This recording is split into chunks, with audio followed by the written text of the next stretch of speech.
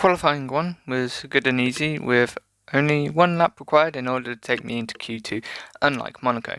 This one lap meant I had a 0.577 second gap to Verstappen after everyone's lap. This became a 0.018 second gap to Ricciardo after the session, after everyone set quicker laps on the second set of softs, which I saved.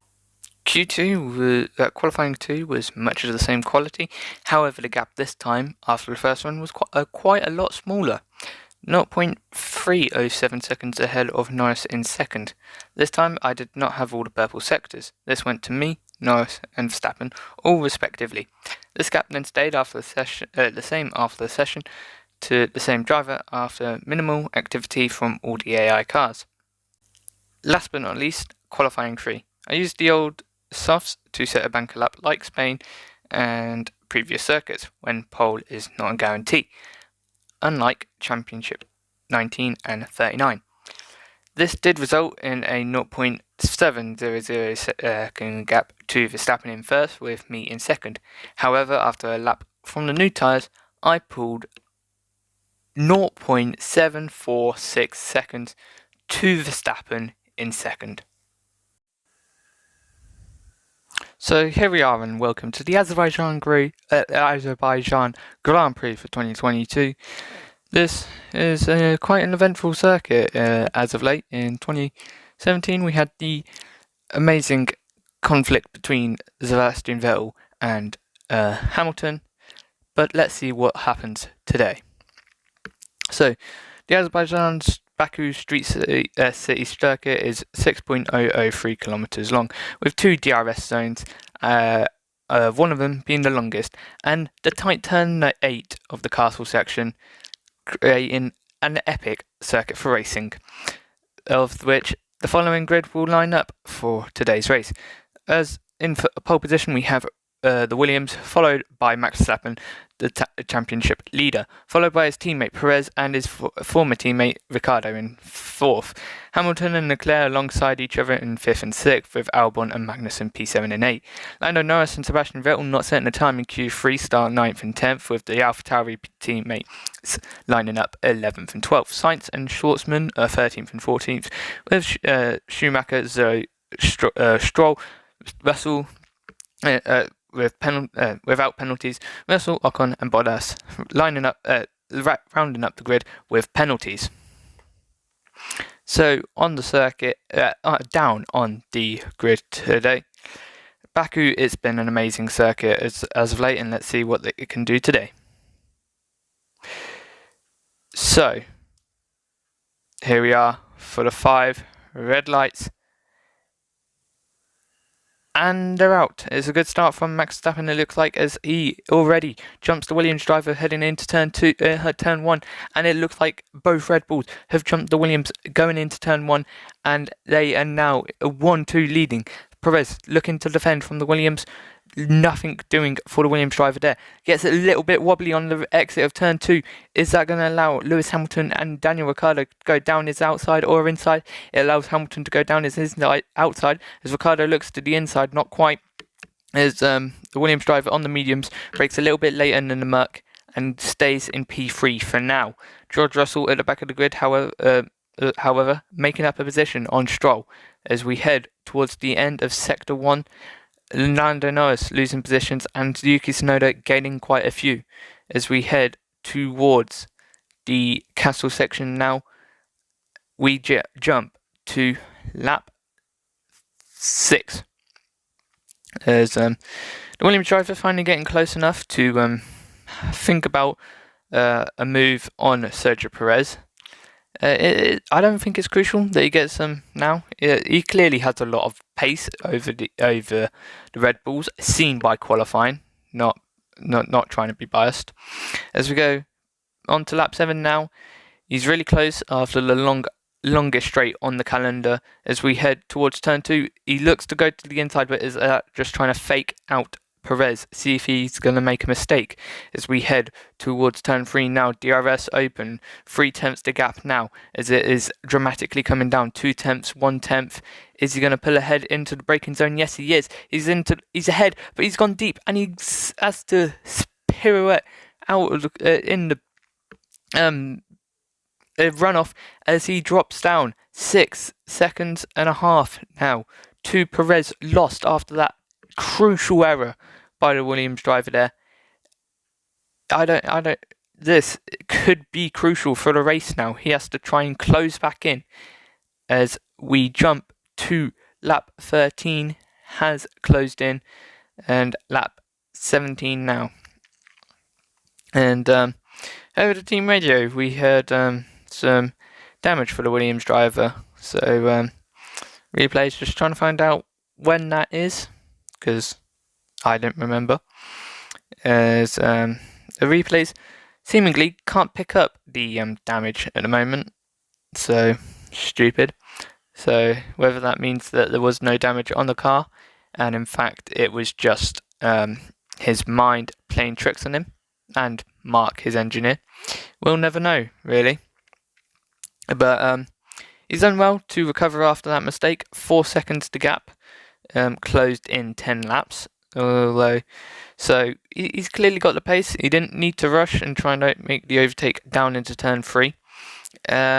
Brakes seemingly a little bit difficult on the Williams driver, on the Williams car this season, as going on the formation lap, he went wide a little bit down into turn 4 and had to try and recover back up into pole position.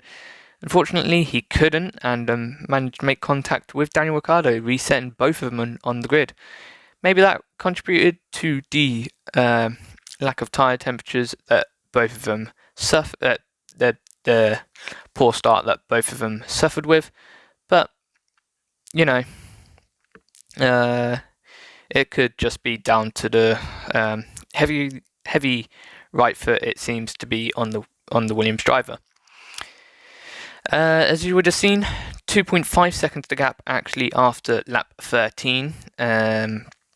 So the gap did come down quite dramatically. Maybe after this point he's just trying to conserve the tyres as we head towards sector 2. 1.8 seconds to gap in this sector. So in 7 laps he's managed to close in 4, maybe 5 seconds now. So yeah, he really did not need that mistake. He would have easily got past the Red Bull drivers. He could have waited till they made the pit stop to overcut him by pitting later and using the pace advantage that he seemingly has. But at the moment he didn't use that to his full advantage. As we go into turn 15, he's hit the wall.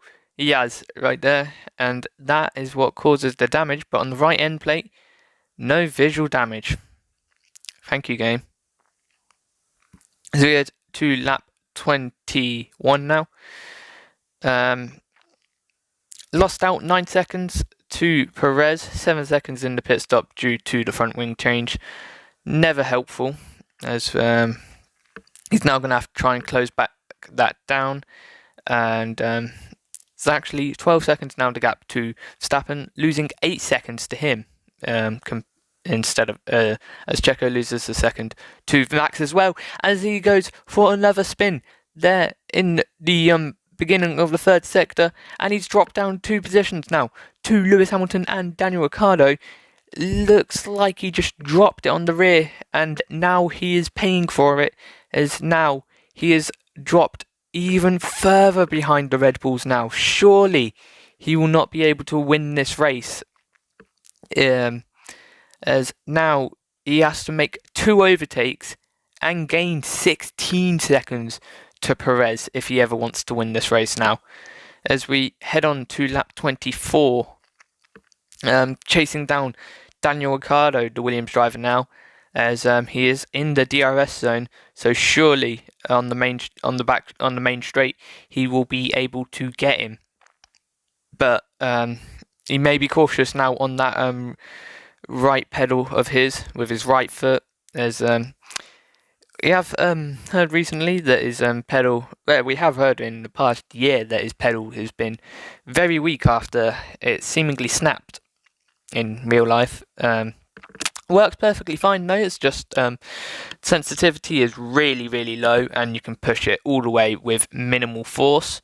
as down the inside he goes on Ricciardo and pushes himself back up into P4. Next up on his hit list will be Lewis Hamilton. But yeah, to go back to his pedal, it's been really weak. He's been reporting. Whether that would have contributed to the spin, I don't know.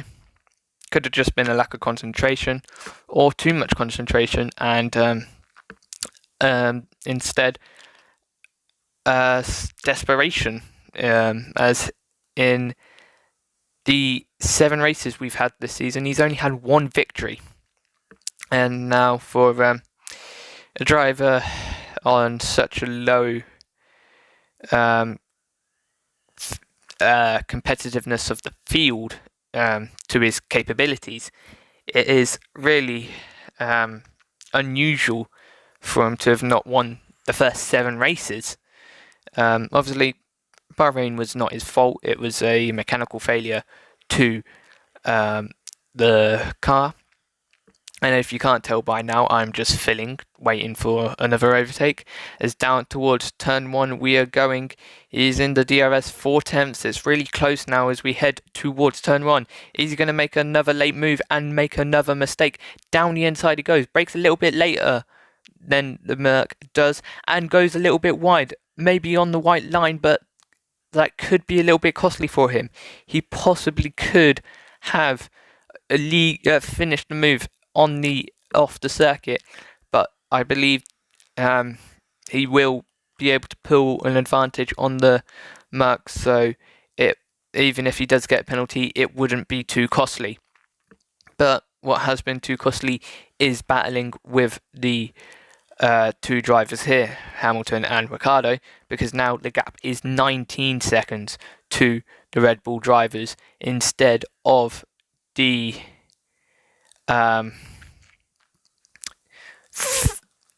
what should really be 19 seconds in his favour if you look at the lap times that he performed in qualifying.